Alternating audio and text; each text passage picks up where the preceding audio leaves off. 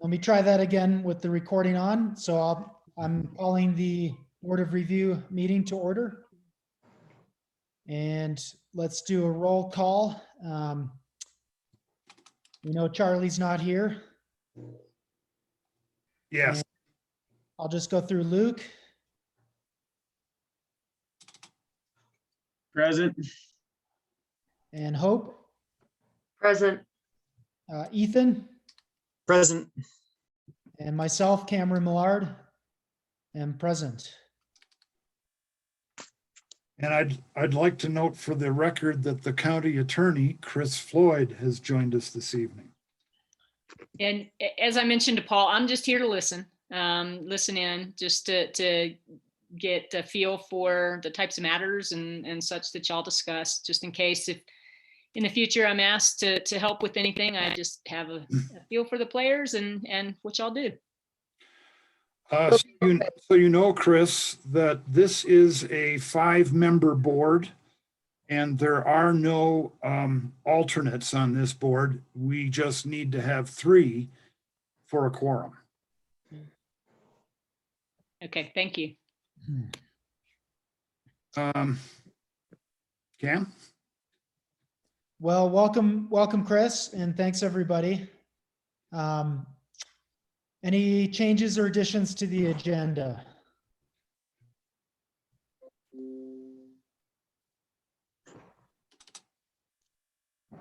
Hearing none, we will move on to old business, building code update. Take it away, Paul. Well, I'd like to have good news for you, but I do not.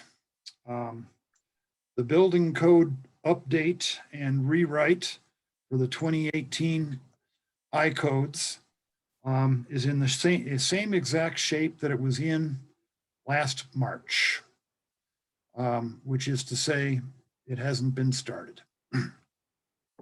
I've got 2 issues associated with that, and I've been talking with the Board of County Commissioners about one of those issues, and that's staffing. We don't have the staff. The other issue was COVID. But so it sort of begs the question. The 2021 code is out there now.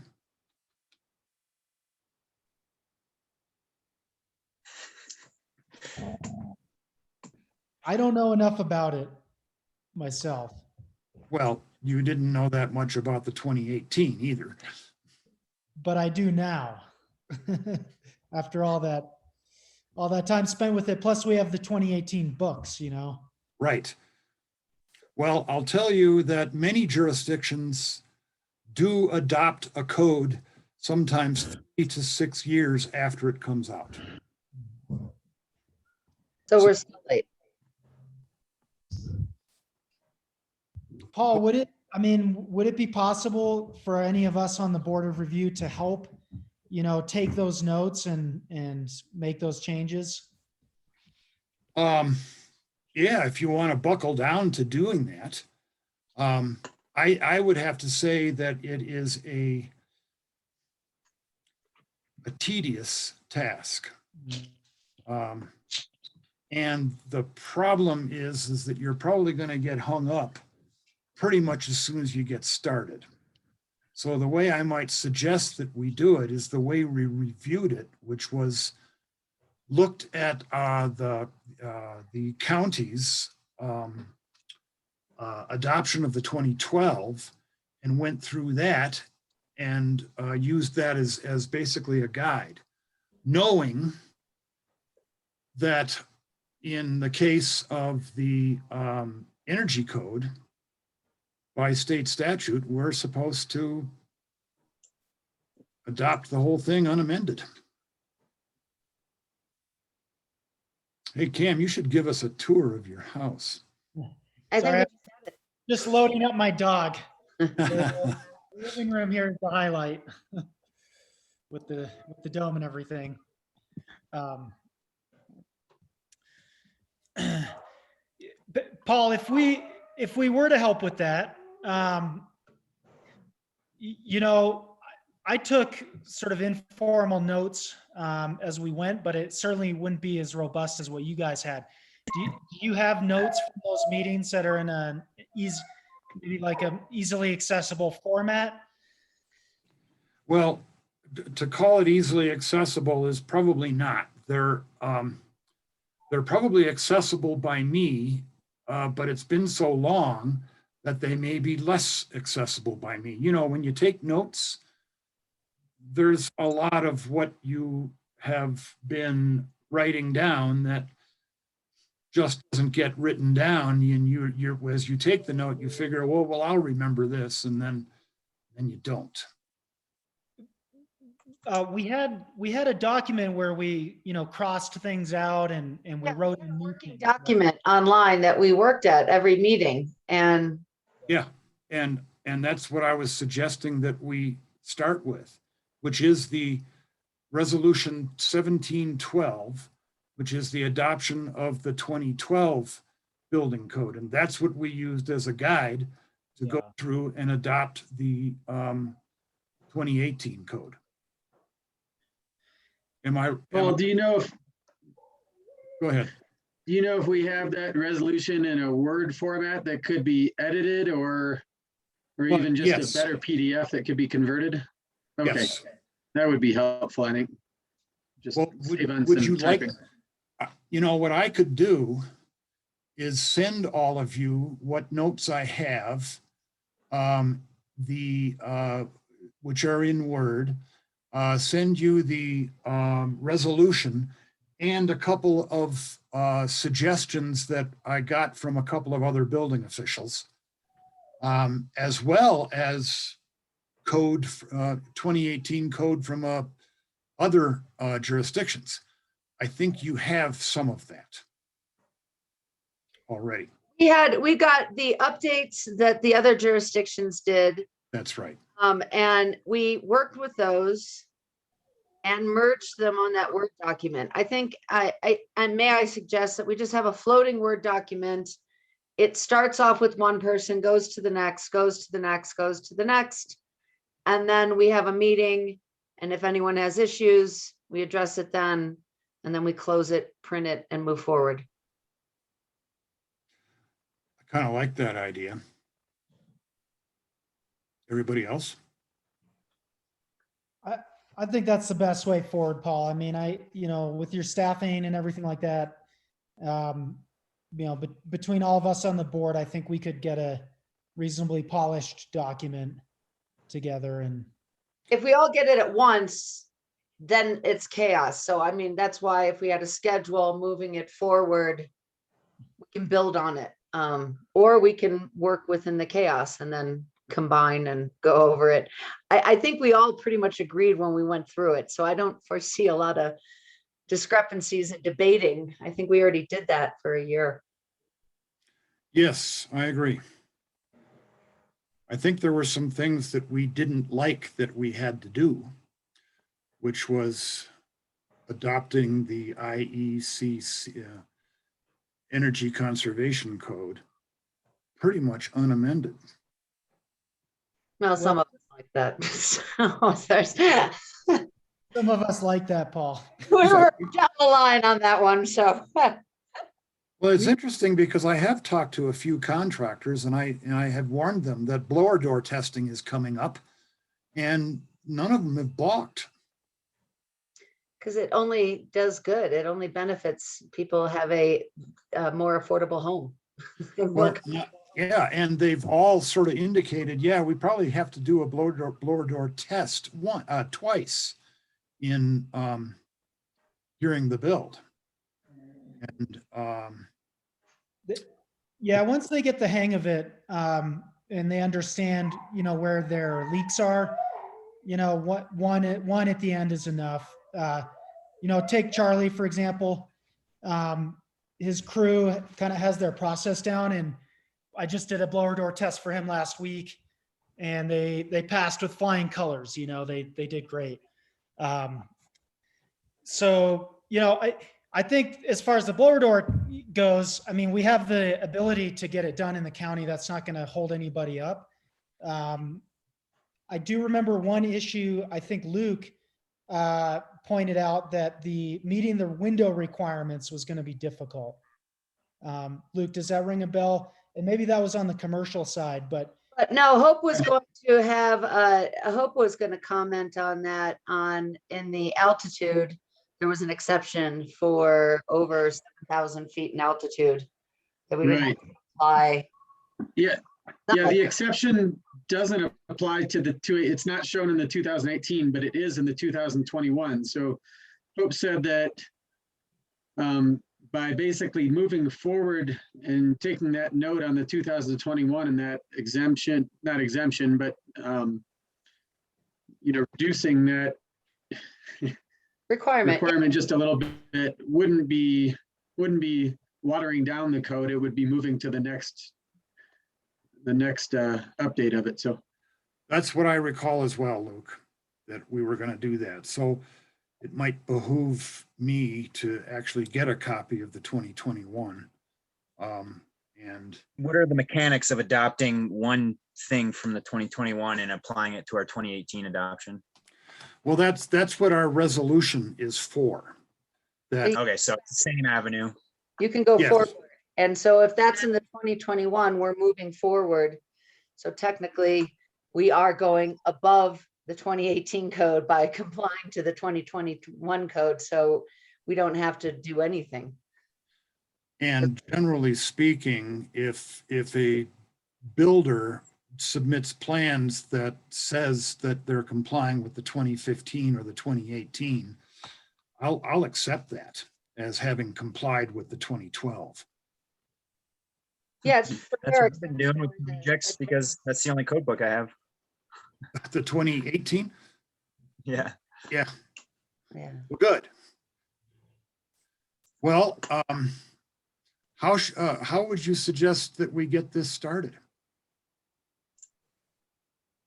Paul, if you want to forward what you have to me, I could play an organizing role in All right, getting the edits in there and sharing it with the group. I'll probably put it in a folder that we can all access. Sorry, my dog is whining at me. But yeah, I'm motivated right now, and I have some time. So, I'd like to volunteer to kind of spearhead that effort. well, I think that would be great if we could do that. Does everybody agree with that mode of operation? I can get on Agreed. the thing tomorrow. Agreed. So we'll kind of get that working document going. We'll make sure everybody gets a chance to review it. And then we'll bring it back maybe at our next meeting for a kind of once over. Would you like to do a meeting a month again? My inclination would be push it back, maybe not every month, maybe every other month, something like that. All right, A quarterly. Quarterly meeting. okay. Yeah. All right, so we'll set up the next meeting to be a couple of months from now. That would give us all time to work on this and push it forward. I like that. I like that very much. I see that Kayla and Jeff, is that you, Jeff Fiedler, on the phone? Oh my God. Check it back. Stop it. Well, Kayla and Jeff, That is me fumbling Okay. with the mute button. Hi, Jeff. Hey, Kayla and Jeff are now here for the record. Well, then we have a mode of operation. Shall we move on to new business? I was just going to ask, is there anything we can do to help or that you need from us in terms of blessing with the holy water? Hire me staff. Yes. Noted. Yeah. That would be the best thing because I think we had a very thin year last year of land use applications. But that doesn't look like it's going to remain that way.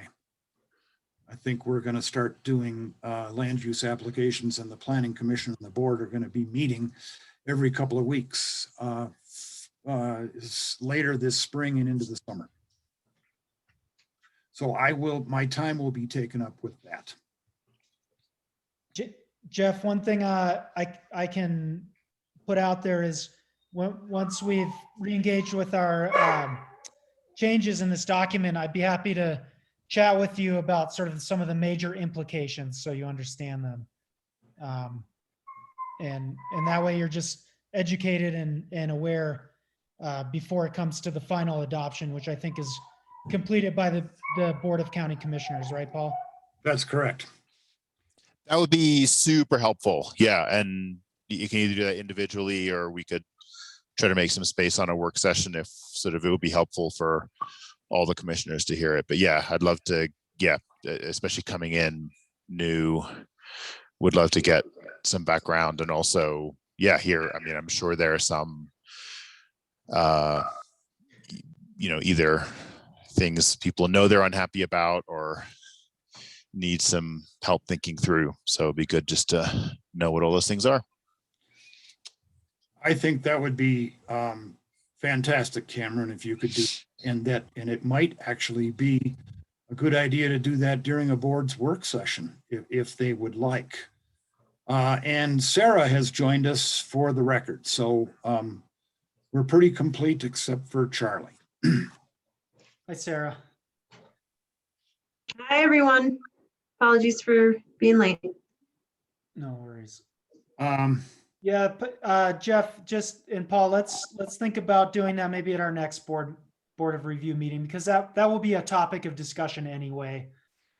Just refreshing all of us. I mean, I think we did a good job as a board and inviting feedback from builders and other folks. I think we made some good changes that in the end we felt everyone could live with, right? So I think just remembering what those are and kind of having a little discussion next time might be helpful for all of us. yeah, Jeff and Kayla and Sarah, everybody that's on this board of review, sits on this board of review is infinitely more experienced in the construction industry than your building official is.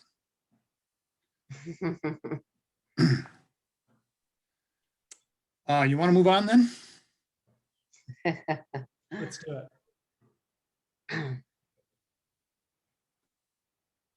it. New business, plan review, timing and completeness. I think Luke had, that's Luke's. Yeah, and in the interest of time, if we want to move things around and start with Paul's Insurance Services Office, that letter, I'd be fine with that, and that might lead into some of this too. Okay. I did this, 3 years ago, this building code effectiveness grading schedule.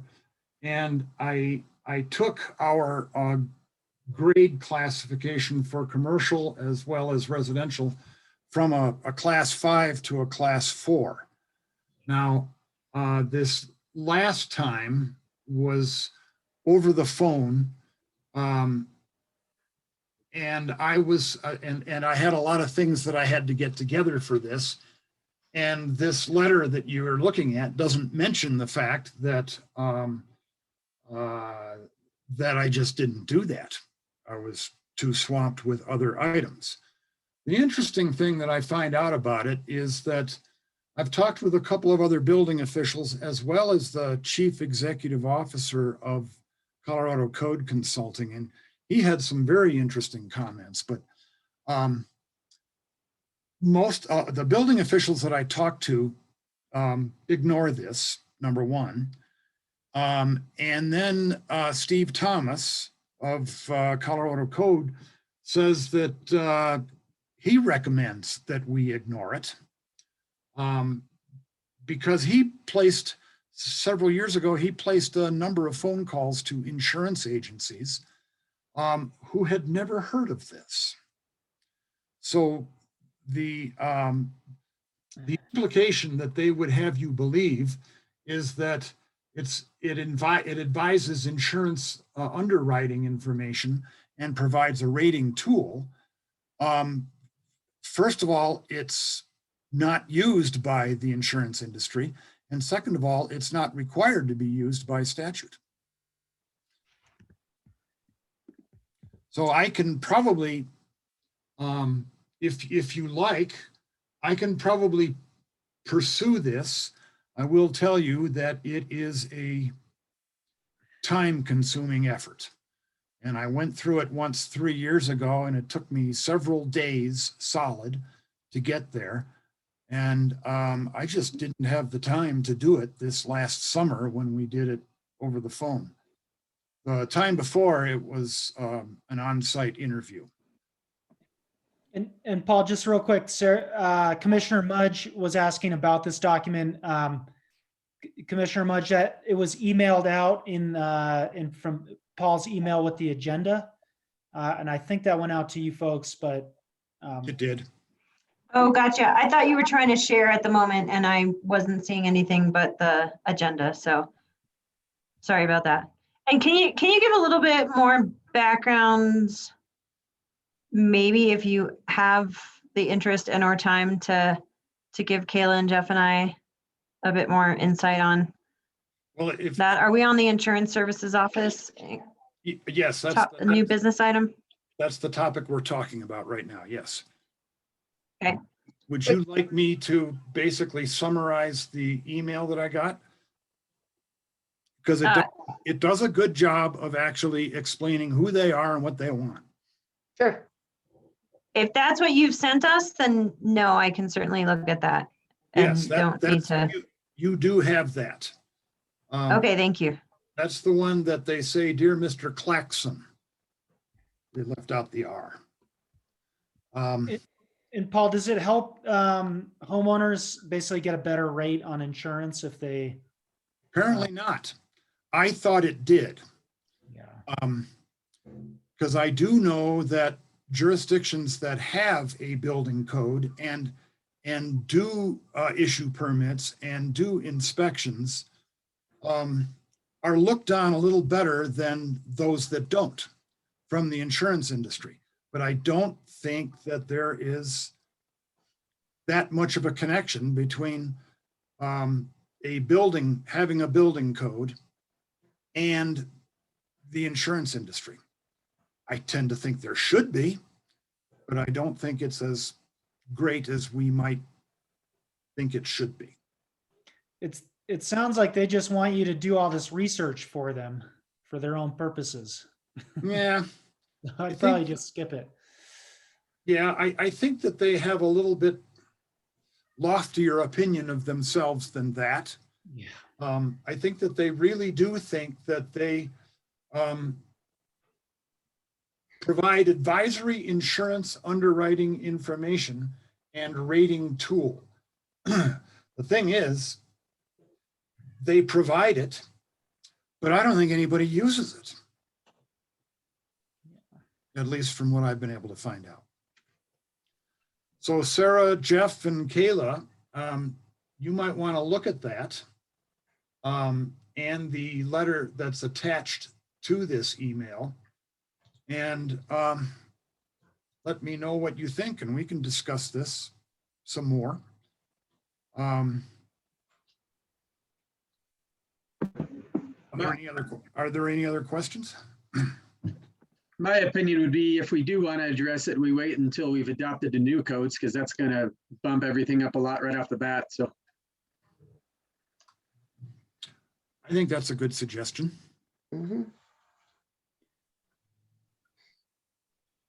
What are the difference of the classes that they're talking about, that PL4 and CL4? What? Well, as you can see, because we didn't participate this last summer, they bumped us to class 9. I don't know how many actual classes there really are. Because I know, and I don't know if it's the same thing, but the ISO, I mean, part of one of the justifications or building the case of the fire station, the second fire station, for example, was to reduce some insurance liability and premiums, which I thought, again, I'm not sure if it's the same, it's within the same system or class rating. But I thought that had actually, or would actually bump us down. So, I mean, it seems,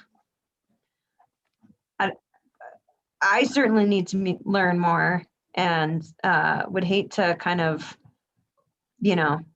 conflict with other efforts and negate maybe that, if that's really the case here.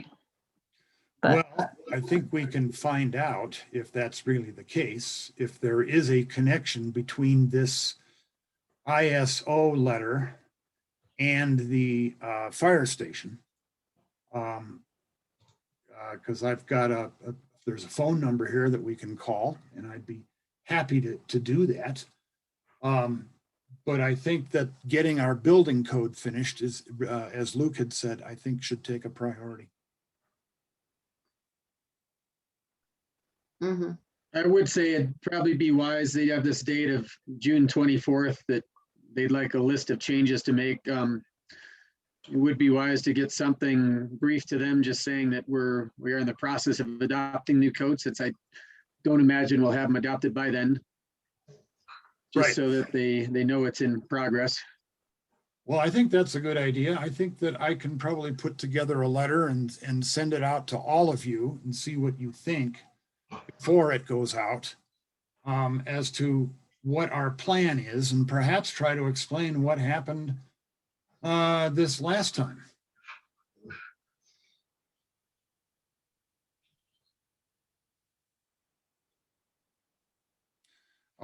Sarah, I think that you said, I think what they need to have, there's go ahead. Yeah, there's also that, yeah, I think just to put them on that notice, or the intention, or ask those questions by the end of this month on that 26th deadline. Okay. Would be important. Thank you. I'll do that. And I'll make sure that you have a chance to review the letter before it goes out. Okay.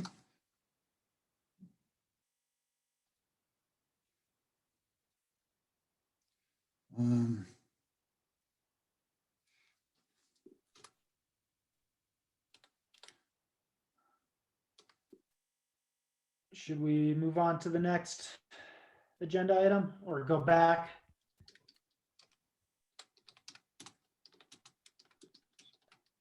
Yeah, I'm happy to see if I had on there. So the first thing, I've heard some complaints and have seen some delays in getting plans through. I talked to one guy who's building a house who said he'd been told it would be 8 weeks for a plan review for a new home right now. And I just want to see if there's something we can do to move that along. And I don't want to put this on Jerry. I know he's got a lot on his plate, but I do feel like with the increased revenue into the building department, that a lot of that goes to Colorado Code Consulting, and they ought to be giving us some more service back as a result. And just burying Jerry with more plan reviews than he can handle and inspections isn't cutting it in my mind. Well, Also, the completeness of plan review is a little bit of a complaint I've seen. And I don't know if it's the system where it's digital and it's harder to review those, but it seems that there's little or no red lines on any drawings. It's really hard to tell that they've even been scrolled through. All we ever really see is the note on the front that says these have been reviewed, but there's not much useful input coming back on those. And I think that could come back to bite us. well, timing wise, if we know that Jerry is getting behind the 8 ball, we call in Colorado Code Consulting, because we have a contract with them that they will do the reviews within 10 days of our accepting the plans. 2 years ago, we got way behind. And I actually had to complain to Colorado Code Consulting that we were not up to speed. But I'd really, when you hear something like that, Luke and everybody else, from you hear it from somebody, try to get more details, because if I don't hear about it, then I think everything's fine. The thing is that 8 weeks just is not the case, not right now. It's like 3 We weeks. do have a couple permits in the process, and it's been, I think, at least 3 weeks for a couple of them. We haven't heard anything, so I haven't seen 8 weeks yet, and I don't know, I can't confirm that. I'll meet with the guy tomorrow, but I'm sure hoping it's better than that. Well, yeah, and actually even 8 weeks is almost an industry standard.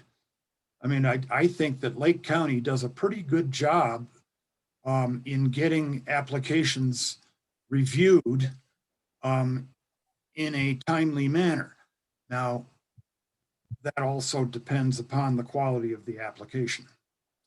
And sometimes that quality is missing, and sometimes there's misunderstandings as to what is necessary. But we do have it on our website as to what you need to submit in order to have us accept a building permit application. So, Yeah, and I think it should be clear to people that, this is the date that you got us everything that's required for a true submittal. So this is the date that you got in the queue for plan review. People shouldn't get the understanding that when they send in a napkin of drawings that they're getting plan review lined up. So I agree with you there. Well, I just think we need a fact if we page, saw, FAQ page for that. I'm sorry, say it again. I said, that's why we need an FAQ page, because people don't ask questions. They go with what they believe, and then they get angry 8 weeks later. And so if there's a page that says, this is when that time starts, this is what this means, questions that we're all bringing up that everybody has, or complaints. I mean, that's basically what an FAQ page is, answered questions. Yes, and we've talked about that before, haven't we? Yeah. I definitely want to start it. I just want, but I need all the input. I don't have all the questions, obviously. So, But Hope raises a good point, Luke, because sometimes, in fact, most of the time, people drop off the application and think that they've submitted it, when in all actuality, we have to get more information. And what we try to do is, when they submit it, if it's incomplete, we try to just turn it back to them so that it isn't actually submitted, because we didn't take it. But I think that is a good point to have one of the points to have on our FAQ page. That among other things. I was going to ask and sorry if this already exists, but how hard would it be to have something where people could look up the status of their submittal, so they could, like, because I think sometimes what's frustrating, in any system is, like, if it's just like a black box, and you sort of assume the worst. But if they could, sort of the way you can track your ballot at the Secretary of State office, if they could, like, key in a number, like their permit number or application number, and just sort of see, hey, this is in review, or hey, this is back in your court for more information. I just wonder, again, like, how hard that would be to put up on the Building and Land Use website. Oh, is that something we can track with the new Tyler system? I think so. And I'll put that out to them. that would probably help free up your staff, because I'm sure they field a lot of calls just with that question. Yeah, right now, yes, that's right. We do field a lot of those kinds of calls.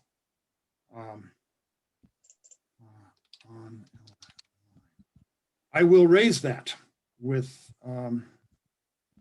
Tyler Tech.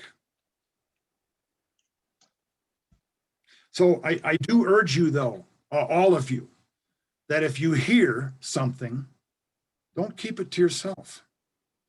Because if I Yeah. don't hear about it, I can't make improvements.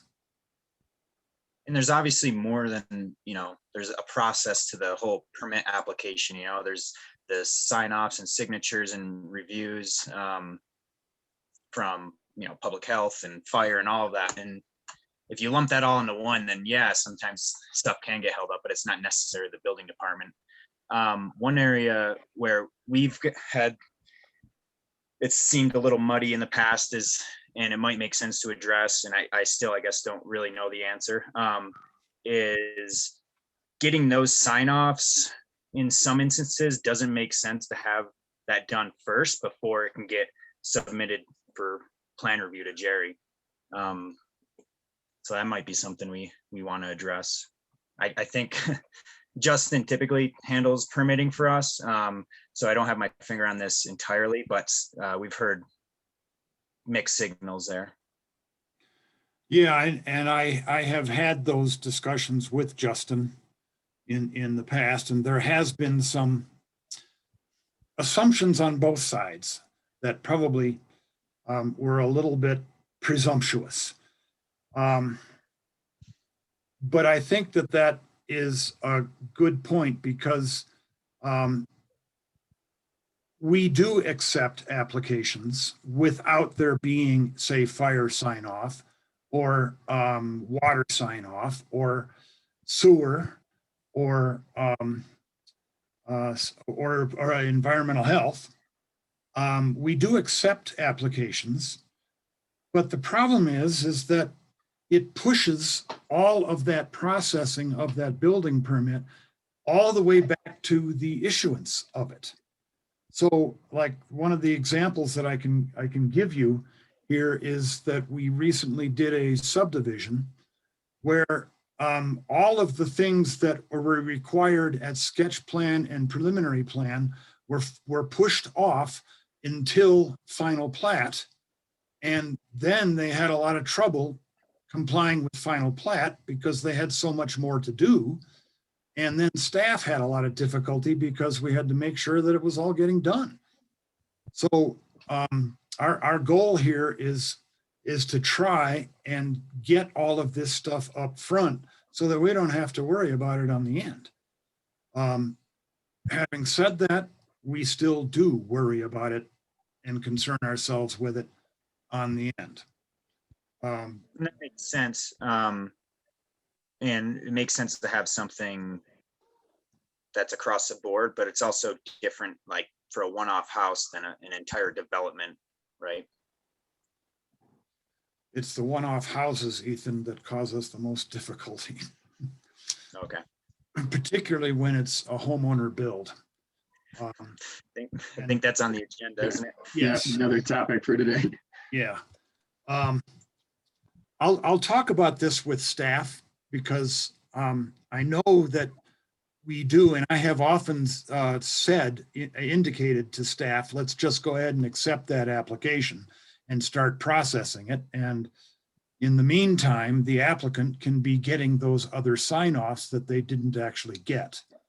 Yeah, I think that's, Go ahead, Ethan. I think that from my view, it makes sense in certain cases to have these things in conjunction with each other, rather than being an A before B. It does to me too. And I don't like being the jackbooted government thug that actually stands at the front counter and says, nope, it's wrong. Here you go, try again. I like to try to be more accommodating, and I think we all try to be more accommodating, but that, when things get really busy, it causes cracks to form and things that slip through those cracks. So, like, I mean, everything dovetails together, and part of this is, again, the short staffedness of the office. But for the record, I think it's nice to be able to have a conversation with the building department, and I think you guys have been extremely accommodating in that regard. So, well, thank you for saying that. We don't like to be behind a closed door. But I'll tell you that a lot of this over the last year, because we've had to do a lot of this remotely, and we don't have any room anymore to accept paper plans. So that's why we do email, remote acceptance of building applications. And that in itself can introduce another level of confusion.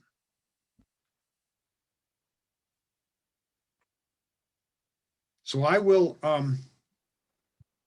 talk to Tyler Tech and see what it might take to actually have an online building permit status page. Sounds great. The second part of that one was, again, just the completeness of plan review.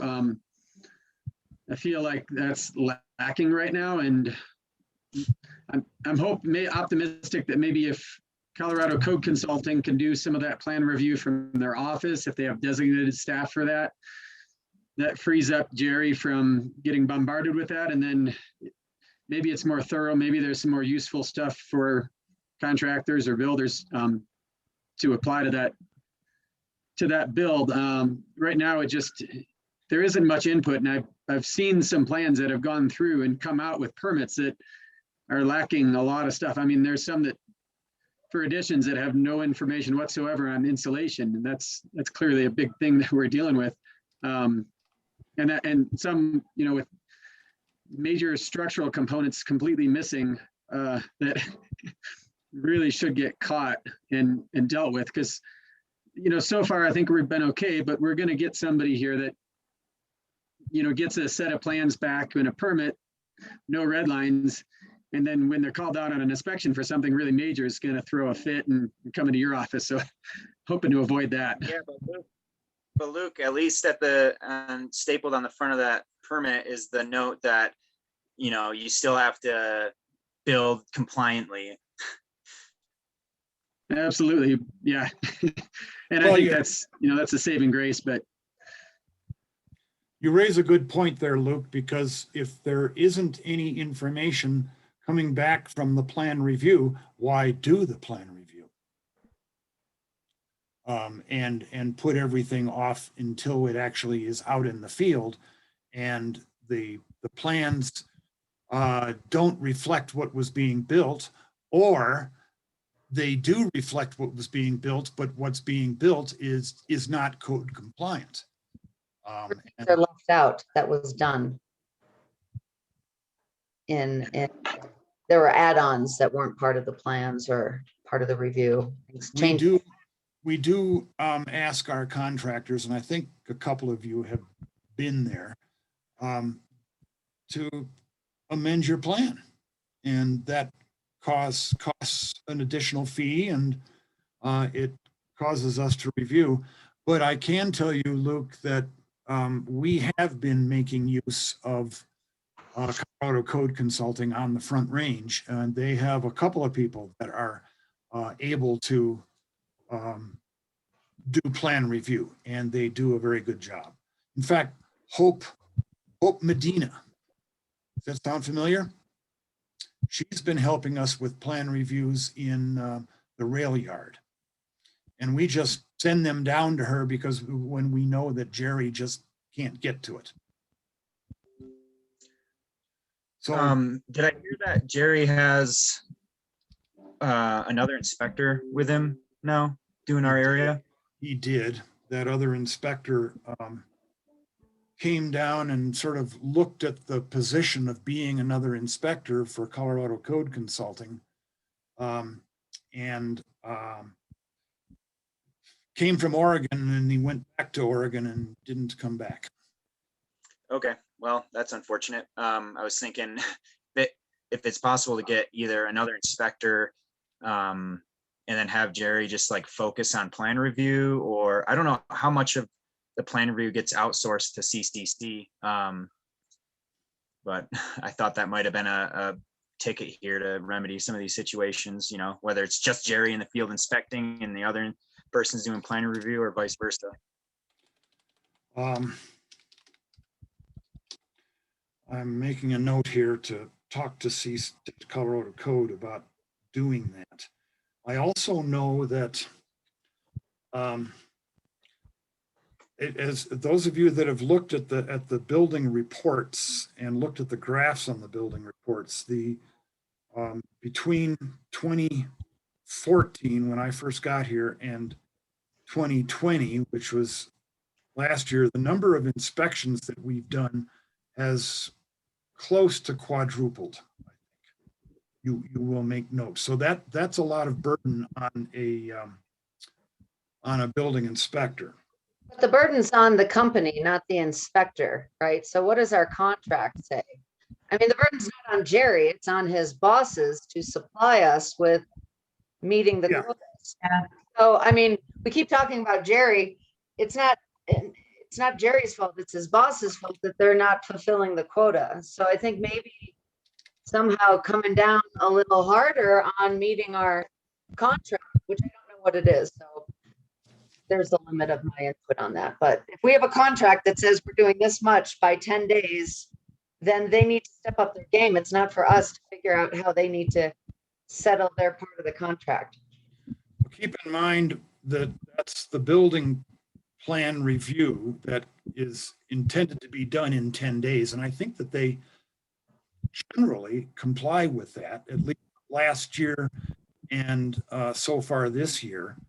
But then those plans stay with us for a short period of time, days that I'm talking about, while we actually process it, in addition to all of the other tasks that we have.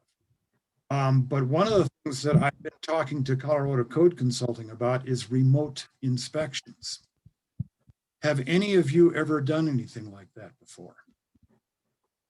Do you know what it is? I had Energy, XL Energy do one while I was doing a report, but yeah, it's basically setting up a camera. And Yeah, how did you do it? Did you do it with like FaceTime or something like that? they had their own program at XL. So they had I'm not sure what it was, but it was, he stood in the driveway, which seemed silly, and gave me a camera, which I walked around the house with. And then I talked to him about it in the driveway. Oh, that's probably a COVID protection device. Yeah, but that's where these are starting. And so basically, I don't know if we need to draw that up. Everyone's kind of getting vaccines and stuff. And I don't know if that's going to make it any simpler for Jerry, because now you're involving technology in two parties, the party at the house and Jerry, internet access, things like that. You're muted, sorry. What I was thinking in terms of is that if it can be remote, it can be done down in Denver. The inspection, whatever that is. Now, I think that a framing inspection probably wouldn't work very well for that. But there may be some other inspections that could be done remotely by somebody holding a camera, the contractor holding the camera at what the inspector wants to see, and be able to do that actually remotely. And it doesn't have to be done by Jerry. That's how I bought my house here in Colorado. So I had my real estate agent walk around and we FaceTimed it. So it can totally work. Again, you're just relying on all these other factors that seem easy, but often make it more difficult. Paul's muted again. Colorado Code Consulting is aware that we're looking at a very busy summer, and that Jerry's not going to be able to do it all. So I will try and have some more conversation with them about, since the one guy that you, Ethan, got a chance to meet isn't actually going to be here, what do they plan to do? I'll ask them. Sounds good. Is there an idea to train an in-house inspector as backup? So we have someone in-house and Colorado, or do we still want to be, I mean, is there ever a goal to wean you ourselves like- off of them? Would you like to be it? No. That's part of the problem that we have is having staff to do it. Yeah, And, you know, that's the difficult part, is being able to have somebody, in fact, I even went on and did a setback inspection in lieu of, somebody doing an ILC for us. Now, you know that some of these lots here in town are 25 feet wide, and builders are going to want to take full advantage of that lot, which is setbacks of 3 feet in here in the city. But if they are less than 5 feet, then the actual building has to be fire rated, or at least that common part. So I have actually gone out myself and done that where it's possible to do. Mhm. I can't do that very much. I'm not suggesting that would fall onto your, No, I know, but the point remains the same, that the staff just doesn't exist, and to have somebody in-house. I mean, I think that if we wanted to have an in-house building official that is qualified as a building official, not like me, we'd be having to pay them considerably more than what you pay me, than what I get paid. I fell into this job simply because I'm a planner that has supervised building departments before. And I frankly have learned more about building here in Lake County than I ever did anywhere else. And thanks in large part to you guys. Can we have an in-house inspector, or does it need to be someone who is affiliated with CCC? We do not have an in-house oh, inspector. can we, are we able to hire one? Is there any restrictions? Well, they need to be certified. IECC? Yeah. Which you get through InterNACHI, taking a weekend course. Sorry, it's not that Well, would you like stringent of a task. me to take the course and become? No, Because- but I'm just saying, like, maybe if the bait is there, if the position is there, we can groom somebody or find somebody or start looking. I think maybe Ethan, if you agree with that, just, you know, there can be an internship or just something to start. So if there is a backlog, there's assistance. I think there's more than one option than hiring $150,000 employee. Well, You Well, I don't know what the range is, but I'm just saying. I just think as long as we're paying CCC what we are, they need to offer us the service we need, and we need to put that weight on them to step it up, whatever that looks like. that I agree with. I mean, we give them 75% of the fees that we collect.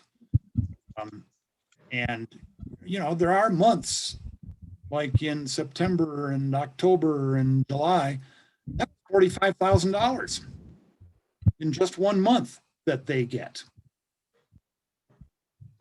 I like having their expertise. I like having their team to be able to be available. It's like Chris becoming the county attorney. Her firm becomes the county attorney, and it's her team that becomes the county attorney. Having a contract with a professional building department, I think gives us an advantage of that we wouldn't otherwise ordinarily have. I don't think anyone's saying divorce that. I'm just saying maybe a hybrid. So we have backup. And that we're not so reliant, and maybe some of the money can stay with us. Well, that's been a topic of conversation that I've had with county commissioners and city council and the mayor. Is why we don't hire our own person and then be able to keep all of that money. Shoot. I don't, it's not prohibited. We have had that in the past. And I don't mean to make a comment that maybe we all agree to cringe at that. You know, it hasn't worked before, so it's not gonna work now. It's not my intention of my following statements, but it definitely posed some problems having in-house. And I think based at the core of that, it was probably capacity issues. And so I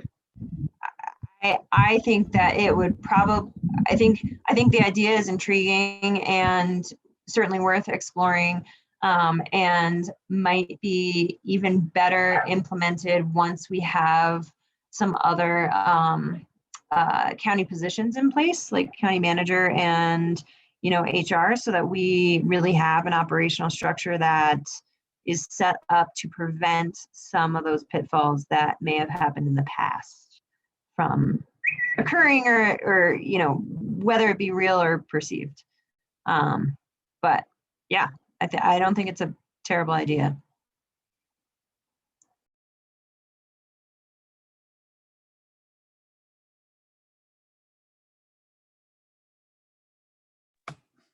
I do code enforcement as well.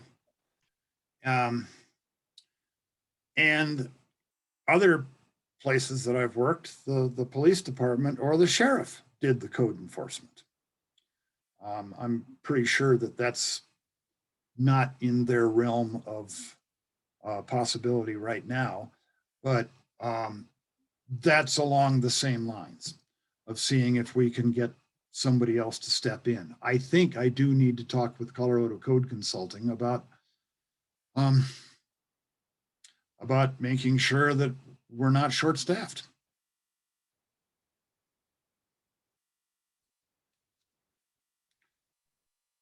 Yeah, the bottom line on this first topic for me is just the, you know, if it was one or the other, it might not be a big deal, but having slow permit processing and so little input on plan review, it just, when someone's waited, say, 4 weeks and they get a set of plans back with no red lines, it's kind of like, well, what was I waiting for? So I think that's something we can bring up to Colorado Code Consulting and hopefully get some good results there.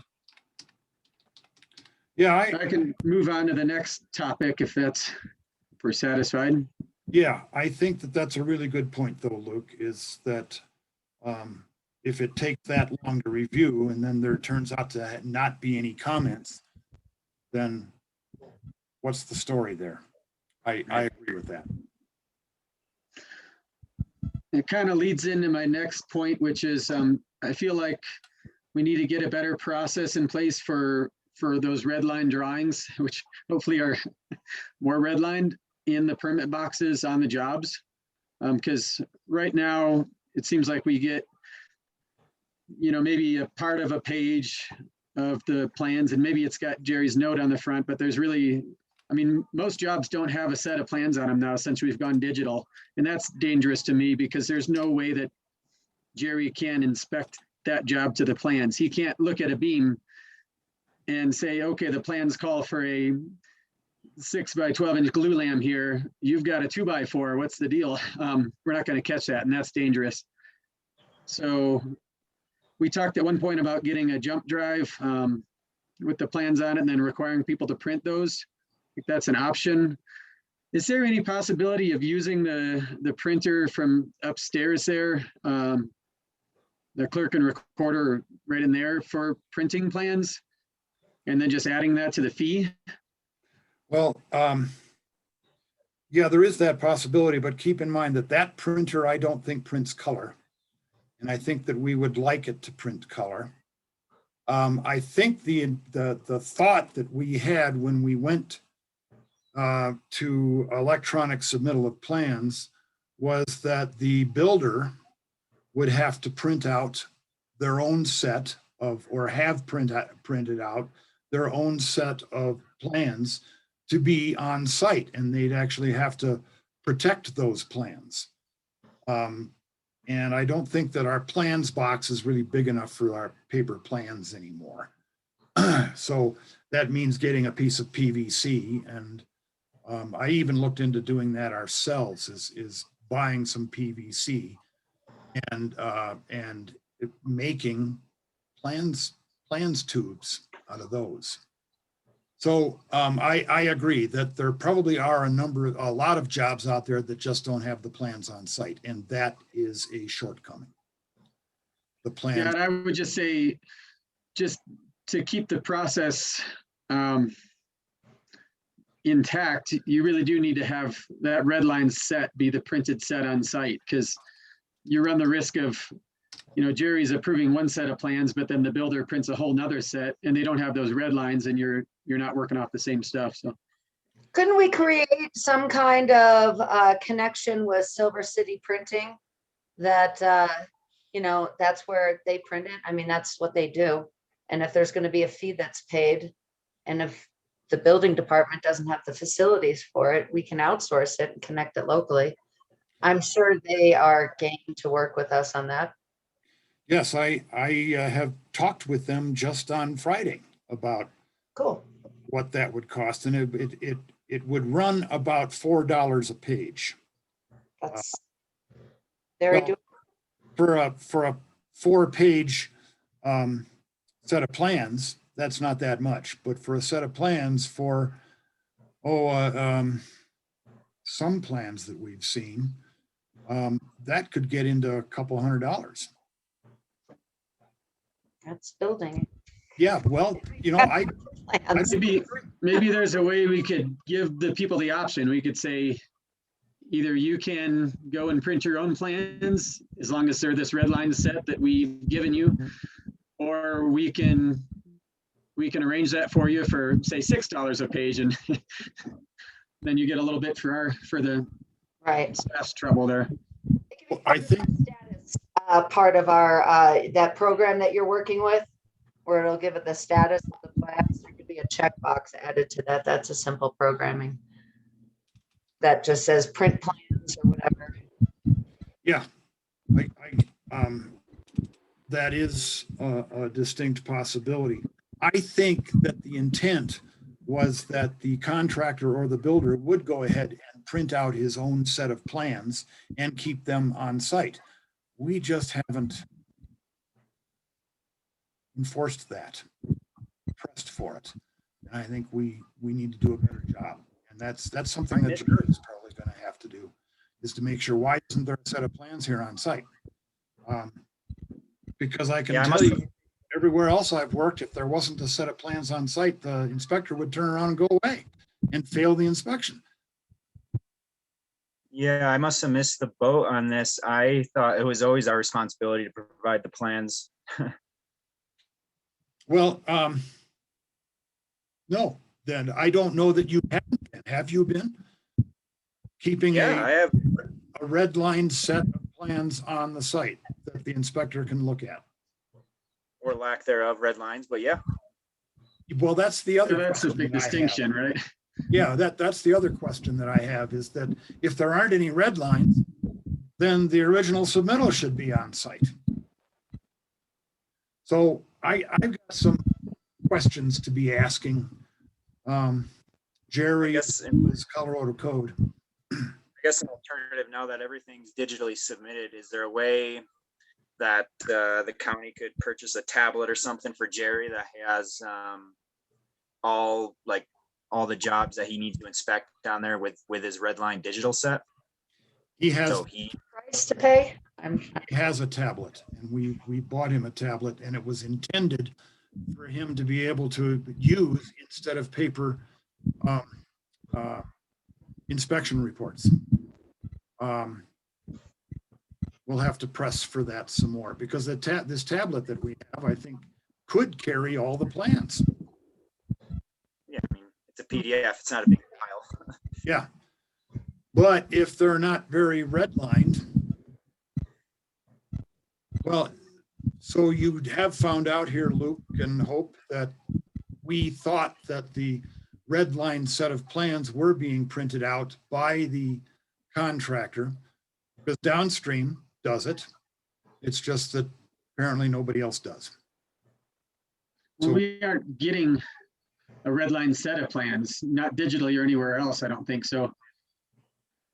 So we don't have capability to print a red line set because we don't have them in the first place. So we can, I mean, we often just have a set of plans on the job, but they're not necessarily for the intention of the inspector, and Jerry doesn't pull them. So Yeah, I always have them. I don't skipped know if on the Blue wall. Beam would be a good option for working some of this together. I don't have a lot of experience with it, but it's the industry standard for tracking plans and redlining and tracking changes too. You say, But Luke, I it's didn't more catch. training. I didn't realize that you're not actually getting a copy of the redlined set of plans. Is that so, Ethan? Yeah, now that I think about it, the last red line we've gotten was, yeah, last year. Yeah, not since we've gone digital. Yeah, we've been digital now for a year now. Like I said, the what we usually get is, it's often just like an 8.5 by 11, maybe portion of one page of the plans that shows that one red line of, this has been reviewed, the stamp from Jerry, but Yeah. it's not a complete set by any means or a usable set. No, the intent was that the red line set would be printed in color and at 24 by 36 and kept on the job site. And how are you going to do that if you don't receive the red line set from us? So something else I got to look into. And we'll have a staff meeting tomorrow.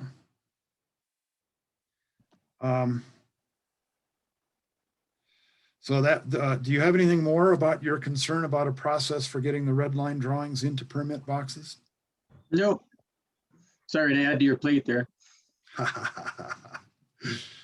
All right. Then your next one.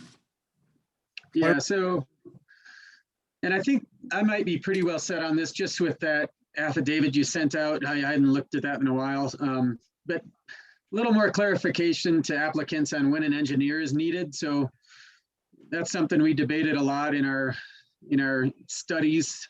And I think we found that the code basically reads that things need to be designed to acceptable engineering practices, which doesn't necessarily mean that Vague. that's a licensed engineer on every job. Yeah. But I think it is unclear for people when they're going to get their plans sent back because they don't have an engineer. I don't know if we can make that a little more clear. And that's Well, something that could definitely be addressed in the FAQs as well. Yeah, and in I think I'd like to avoid requiring an engineer in most cases. And our code pretty much says that anything non-standard will require an engineer. There was also, Go ahead. there was also the item that Luke brought up in a in-person meeting last year, which was the snow load. Like essentially, what is it, Luke? Like anything above 70, you need an engineer, and that's everywhere in Lake County minus. I think it's 60, which basically means that everything we do here is non-standard because it can't be seen on standard tables in the code book. But we did look at other avenues that people can go to accomplish that. There's some great software out there that's pretty easy to use. I think we kind of worked that out. It's just, again, it's not really clear. We have a whole engineer section in our FAQ coming up here.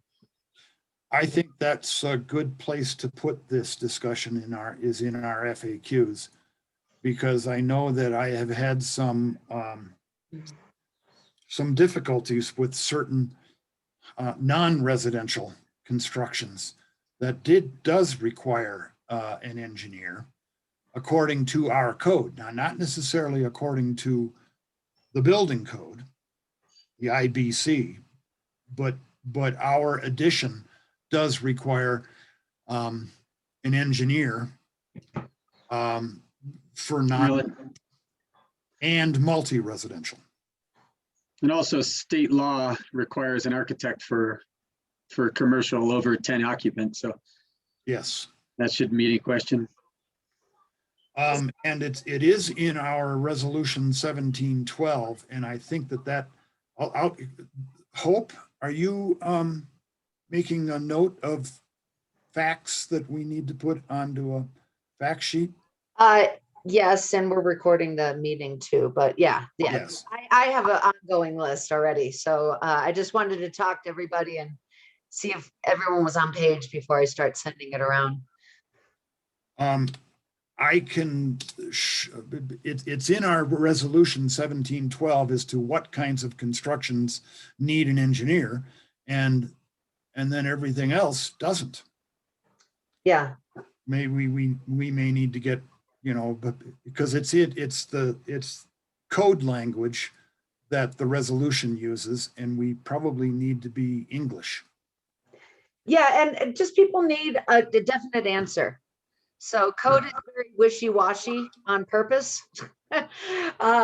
But people actually need an answer, and that's where the problem lies, Yeah, I do think we still, at the end of the day, that's something that's got to be up to the discretion of the building official, though, on when an engineer is needed. So we want to protect that. But yeah, I think just in the interest of customer service, getting that up front accessible would be helpful for people. And I think that goes for builders and homeowner builders alike. I agree. Most homeowner builders aren't building anything non-standard. So most homeowner builders, when they submit an application, their plans don't require an engineer. And we don't require soils test either, which I think we have sort of decided that we don't really need to, because we don't have that much in the way of expansive soils. It's all glacial till. I do think that, I mean, just to flip to the other side of this, we do need to be able to see that people are doing their due diligence on structural, especially when it comes to these snow loads and decks, because unless somebody can show that they've done their homework and I understand the kind of loads that are present, there's some danger in that. and that kind of leads into my topic here about the roofing permit on, who's setting the parameters, really the person writing the permit application. And they could write whatever they want. And I've experienced that, and then only that gets inspected. So that's kind of falls along this lines as well. Well, Hope, would you like to tell us all the story about what you've run into? Yeah, so she's not actually a client of mine yet, because she hasn't paid for anything. But on Leadville Swap, a young woman was complaining about the water leaking onto her bed, and that she couldn't get any assistance. No one could tell her what was wrong. They had a new roof put in last summer, and the roofer had been out 4 times trying to solve the problem of where the water was dripping in. And it wasn't a drip. It was like pouring in, like it, flooding. And so I went out there, and it was pretty obvious. They had 2 combustion appliances venting into a chimney that no longer existed after the roofer came in and put a new roof. So basically the roofer lopped off the top of the chimney, metal roofed over it. These appliances were exhausting, and that hot air was going in between the metal roof and the roof deck, which is the plywood that the roof decking is attached to. Completely saturated it, and it's been that way since summer, until about a week ago when they got in a sealed combustion furnace and an electric water heater. Because the option of rebuilding the chimney through the roof was more, it was weighing out what was more expensive. Anyway, they had a roofing permit. Jerry went out and inspected everything that was on that roofing permit. That was written by the roofer. Now the roofer said, you know what? You don't have a fireplace, so do you need this chimney? The homeowner said, I don't have a fireplace. I guess I don't need the chimney. The homeowner had no knowledge of how her furnace and water heater functioned. If anybody opened a cabinet, you would see the water heater venting directly into this chimney. If anyone touched the chimney in the child's bedroom, you would see the soot and the heat coming through the chimney into the bedroom. They could have all died. It was a very dangerous situation. So they did everything right. They hired a roofer with insurance. They pulled a permit. They had it inspected. And if their furnace wasn't as efficient as it was the old furnace, they would have died in that house. Honestly, because that's what happens over and over and over again. So that's the problem with, I think, our contractors writing their own permit applications. I recommend that we add 2 questions to the roofing permit specifically for this issue. 1, do you have natural drafting appliances? 2, do they draft through the roof? And this would have caused the roofer to think about it for a second, you know, and asking the homeowner. It would have caused the homeowner to say, wait a minute, I don't have a chimney, but I do have a furnace and a water heater, and they go somewhere, right? It just would have caused pause. And you know, luckily in this scenario, no one got hurt, but it could have been devastating, and they did everything right. So the 2 questions need to be what? do you have natural drafting combustion appliances? And What those are, they can look them up. And then the second question is, do those appliances draft through the roof? And in my opinion, I think those are crucial questions to ask. well, I think that we absolutely can put that onto the roofing permit application. This is something that I think could have been horrible. Could have been horrible, wasn't horrible. And I don't think happens very often, because I've never been able to figure out whether the property owner asked the roofer to remove the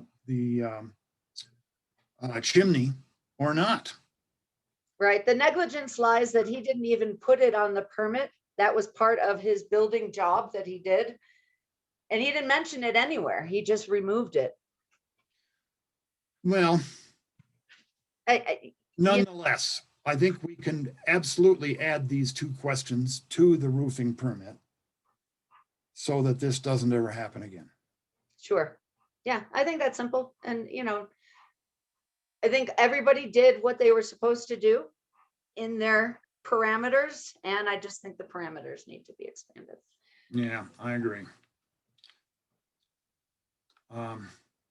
We still have a couple of other things here we want to talk about. Luke, did we get enough detail here on clarification as to when an engineer is needed? Yeah, that's helpful.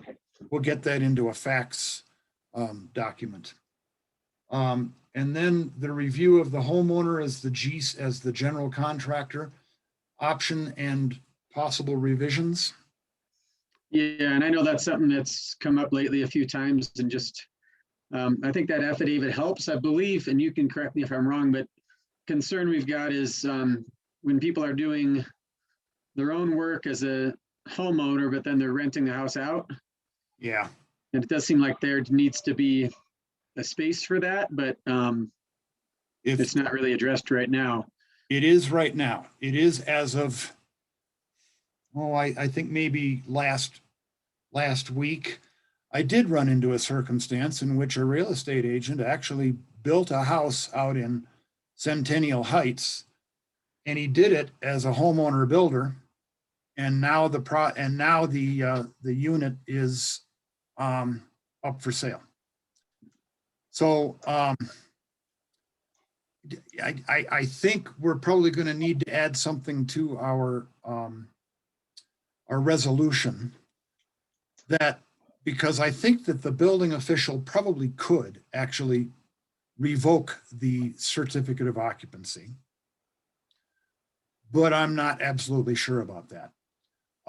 And I think that it is possible that we could require that builder that is intending, that homeowner builder that is intending to actually sell it, if we discover that, I think that we could put a stop work order on it until he actually gets a general contractor.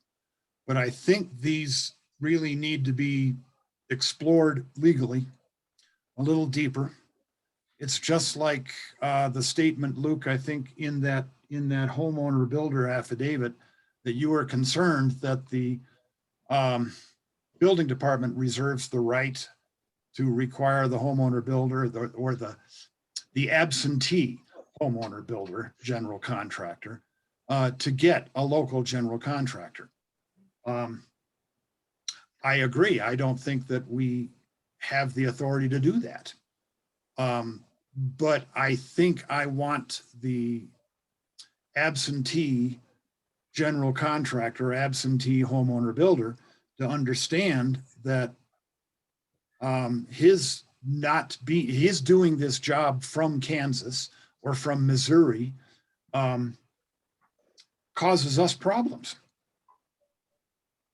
Like oftentimes what the problem is that Jerry goes to do an inspection of something, but he can't get in to do the inspection. There's nobody there to do it or to let him in. Or there should be somebody there anyway, because even if the building is unlocked, we don't like the building inspector going in to a building when there is an issue, a potential for an issue that the building inspector did something when he should have been accompanied. He can be videotaped. I always videotape my inspections for that reason. So I wonder, I'd like to just put out there maybe some middle ground on this where, there is a kind of another category for a homeowner to act as GC with knowing that the property he's working on is going to either be sold or rented. So first of all, there is no state license for a general contractor in Colorado. So fundamentally, there's no difference between a homeowner and a big general contractor as far as licensing. Clearly, there's qualifications, but Joe Schmo could go pull a license as a general contractor in Lake County and be the same as KW Construct or anybody else. So I don't see much difference in that. I think what it really comes down to is those technical trades, and that's where there's a lot more life safety involved. So the mechanical, the plumbing, and the electric. So I feel like we could have that middle ground where you can pull your own permit as a homeowner builder, but then say you are required to hire licensed professionals for those technical trades. But you're allowed to do everything else. Just throwing that out there. I think that's in there, Luke. Well, it says that if you're gonna hire those people that they have to be licensed, but I think the affidavit, it still says that as a homeowner, you are allowed to do those. So this would be somewhere in between where, if your intention is to rent or sell this property, then we can say you're not allowed to do those trades. Just as a protection for whoever's buying or renting that place. Okay, so what I think what might have been amended recently is it is suggested that property owners engage in an experienced and registered general contractor, particularly if the property owner intends to act as a GC from a distance. As a homeowner builder, you may perform any and all of the trade functions. Any of the trade functions that are not performed by you personally must be by a registered or licensed contractor. I probably could change that to technical trade. If it is determined that the homeowner builder is constructing a speculative home, the property owner may be ordered to stop work until a general contractor is obtained. So, Luke, I'm hearing from you that you think that it may be okay that that a property owner, a homeowner builder, is acting as his own GC with the intent of selling or renting the property is okay? I think so. if they, but I think it's totally fine to require them to hire licensed contractors for those technical trades, to say, on the condition that this is going to be rented or sold, you must hire licensed contractors, not saying, if you are going to hire that, you can do it yourself, but if you're going to hire them, they have to be licensed. I feel like that's perfectly reasonable. And that's, in my experience, for the people that are looking at this, that's mostly the route they're going anyway. So How do you enforce it? Yeah. I'm not gonna sell this in a year. I'm gonna keep it. And then you do it and then you sell it. Shouldn't, that's no where matter if you're, Paul said, that might be a possible place where you revoke their CO. Is that right, Paul? Well, yeah, I think that I have the authority to do that through the building code, but I'd really like to actually have the authority through the resolution. Could there be an option where people could then have a licensed electrician come in and certify stuff? So we're not hobbling people if, let's say they come on hard times and they need to rent it out. It's not, maybe the plans changed, not because of they were trying to trick us, but because, life sucks lately. So, maybe that can be the reason why. And there can be an option saying, hey, have a licensed, electrician, and let's say licensed and insured, because that's really what we're saying here. The license is really irrelevant. An insured, professionals sign off on these things. And that way we don't have to go through you being a cop and just taking away their certificate of occupancy. And we're making it, what's the goal? To make it safe for people that rent. If a homeowner says, oh, I can do this. Isn't that the goal? Yeah, the goal, no matter what, is code compliant and safe construction. I just don't see the difference between how any of this affects that. I mean, it seems a little ham-fisted to like try to have it call out these specific things where it seems it could be easily circumvented. so Ethan, if a homeowner builder wants to build a house property that he intends to sell or that he intends to rent, do you think it's okay for him to do any hammer swinging? Or should he have all licensed and registered trades do that?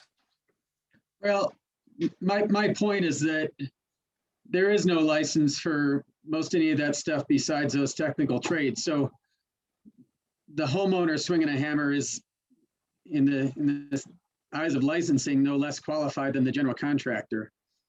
And those are the things that you can generally catch with an inspection. I mean, sometimes it gets egregious, I know, but I'm less concerned about those other trades. Really, I think it's the mechanical, electric, and plumbing that we need to watch out for and make sure that somebody qualified is doing those.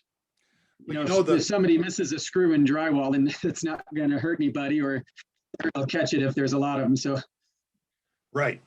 The thing is that the state statutes allow for a homeowner builder to install his own electricity and install his own plumbing.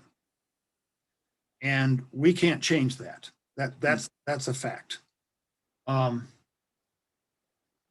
the question that I have is that if he does do that and his intention is to rent or sell it, then he probably should have hired a licensed electrician and a licensed plumber. is there anything we could find in the state statutes that go along with that? Because that's the first I've heard of this. It seems like they would have a little more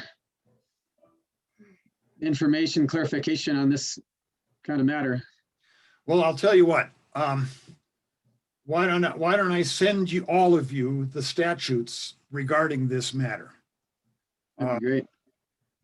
Because I've got them listed on that contractor sheet, and pretty much what we've been, yes, I agree with you that a homeowner builder is no more qualified than a registered excavator or a registered, because we don't test. And in order to get that kind of confidence that we'd be actually licensing, we'd also have to be doing the testing or require that they pass an IRC or an IBC test to do this. Well, how about if we give homeowners an option that here's the deal. If you intend on renting this out or leasing this out, you need to have permits pulled and licensed and insured mechanical, electrical, and plumbing done. If you don't think you're going to do it, fine, do it yourself. But if then it becomes a business, those write-offs have to show up. And can we do something like that? Because, you know, intention is a very difficult word to put a rule on. You know, what someone's intention is. It can change from hour to hour. So they Yeah. could tend to live in it and then they lose their job and then they're going to lease it out and live in a van, who knows? But if we give them the option that says, hey, this is, you know, if this turns out to be this type of project for you, these boxes need to be checked. If you're just going to live in it and it's for your family, you know, then it's a homeowner build. Yeah, and we generally say, how long does it have, do you have to live in it in order to be a homeowner build? We generally boil that down to 2 years, but there's nothing statutory or regulatory about that number. You know, what if it's like 23 months?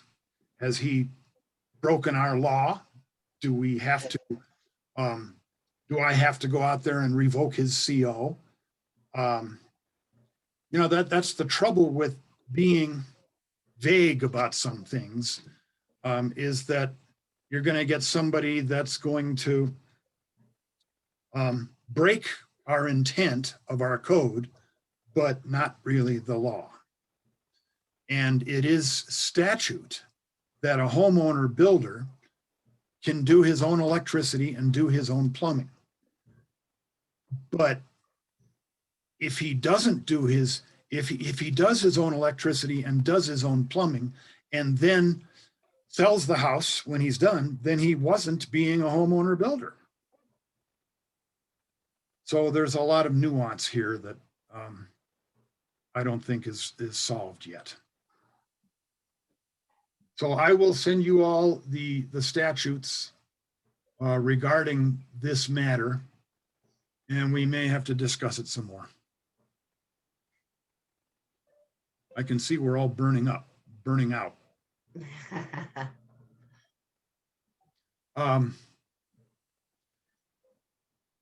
What do you think, I Ken?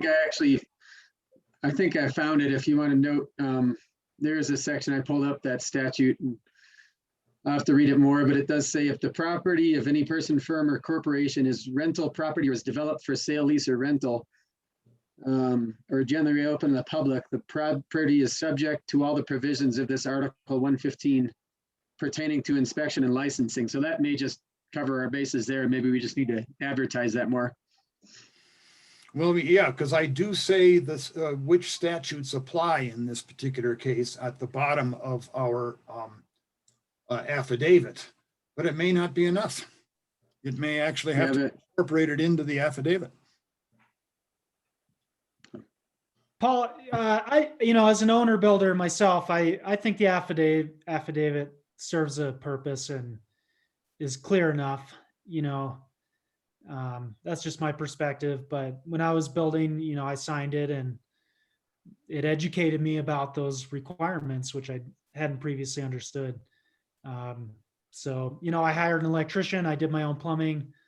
It seems to be working. I mean, it's not perfect. You can't control everybody's actions all of the time in society, but, you know, I think it does a good job of dissuading people from just sort of trying to slap something up and then rent it out or whatever it is. Which I think is what kind of happened out in with this guy that built the house as a homeowner builder, and now it's up for sale. I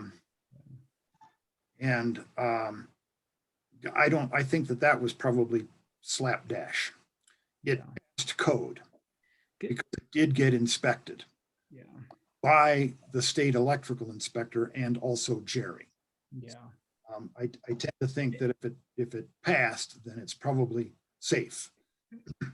And I know owner builders can be a pain in everybody's butt, because they don't always know what they're doing, and they don't have the professionalism or experience to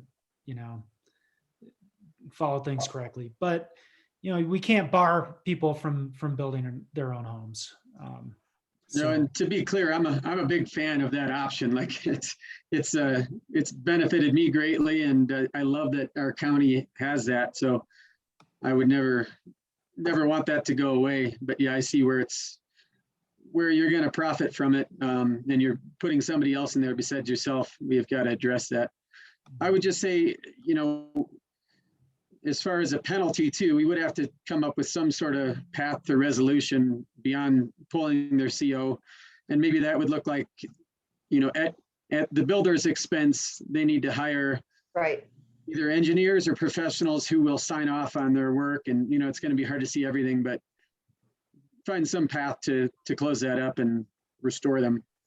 And that's where the problem is not being able to see, the electrical work, what was spliced and all of that. But there are tests that electricians can do that make sure there's no surges, there's IR inspections to make sure there's no hot spots. I mean, there's a lot that they can do to sign off on it. Not being an electrician myself, but.